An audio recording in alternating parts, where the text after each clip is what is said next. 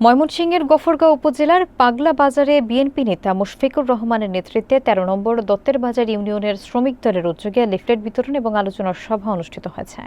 প্রধান অতিথি হিসেবে উপস্থিত ছিলেন একেএম আনসার উদ্দিন, সেলিম আহমেদ সেলিম, আব্দুল কুদ্দুস দুলাল, মোশাররফ হোসেন এবং অন্যান্য জেলা ও উপজেলার নেতৃবৃন্দ। সভায় শ্রমিক দলের এবং ছাত্র দলের নেতৃবৃন্দরাও অংশগ্রহণ করেন। দিন মোহাম্মদের প্রতিবেদনে দেখুন বিস্তারিত।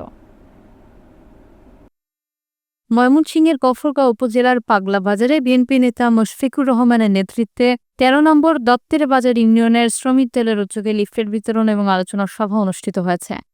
প্রধান অতিথি হিসেবে উপস্থিত ছিলেন গফরগাঁও উপজেলা বিএনপির সাবেক সাংগঠনিক সম্পাদক একেএম আনসার উদ্দিন, সাবেক যুগ্ম আহ্বায়কবৃন্দ, গফরগাঁও পৌর বিএনপির সাবেক সদস্যরা এবং বিভিন্ন ইউনিয়নের বিএনপি, শ্রমিক দল, যুবদল ও ছাত্র দলের নেতৃবৃন্দ। সভায় সভাপতিত্ব এবং মূল বক্তব্যে শ্রমিক দলের নেতারা বিএনপির ভারপ্রাপ্ত চেয়ারম্যান তারেক রহমানের রাষ্ট্র কাঠামো ৩১ দফা বাস্তবায়নের গুরুত্ব তুলে ধরে জনগণের সচেতন করার আহ্বান জানান। উপস্থিত নেতারা বলেন, এই প্রক্রিয়ার মাধ্যমে শ্রমিক, ছাত্র এবং যুব নেতারা ঐক্যবদ্ধভাবে কাজ করে জনগণের কাছে সঠিক বার্তা পৌঁছে দেবেন। সভায় উপস্থিত নেতারা একত্রে ধানের শীষ প্রতীকের পক্ষে ঐক্যবদ্ধ থাকার অঙ্গীকার করেন।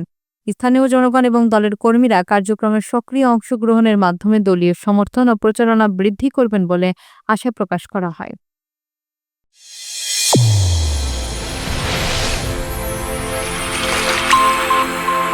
চ্যানেল A1 হৃদয়ের